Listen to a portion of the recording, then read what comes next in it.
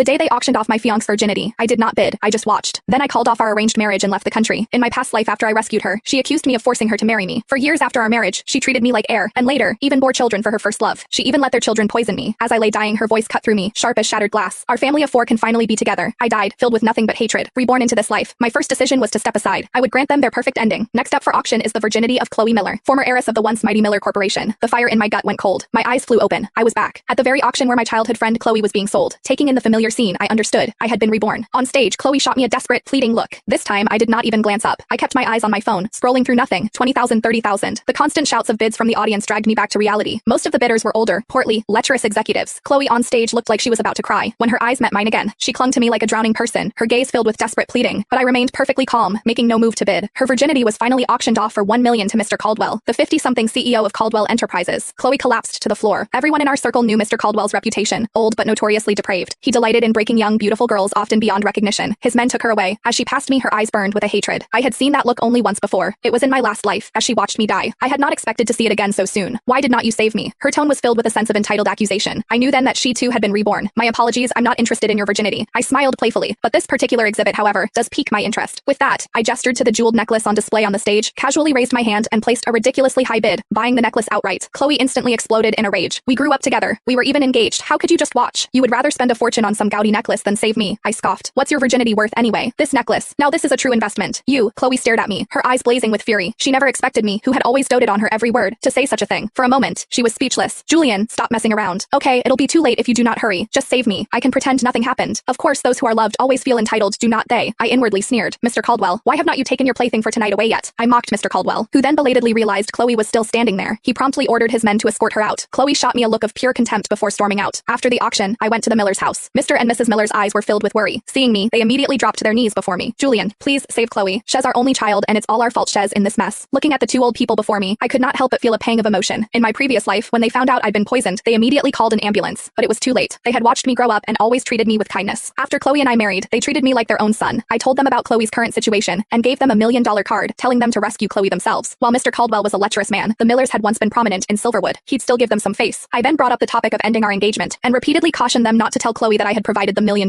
I explained the reason for breaking off the engagement. A flicker of surprise crossed their eyes. Could there be a misunderstanding? Chloe has never told us about having a boyfriend. I saw it with my own eyes. Though reluctant, seeing my earnest attitude, they could not help but agree, saying they'd talk to Chloe when she returned. Chloe was brought back home. I still ran into Chloe at a friend's gathering. When Chloe saw me, her eyes were filled with hatred. Julian, to raise a limit to playing hard to get. Do not come crying to me to take you back later. I did not understand. I was letting them have their happiness, yet she still felt the need to humiliate me. I offered a slight smile, saying nothing. Finding herself ignored, she did not push it further. Just as everyone was having a good time, Chloe's first love, Blake, burst in.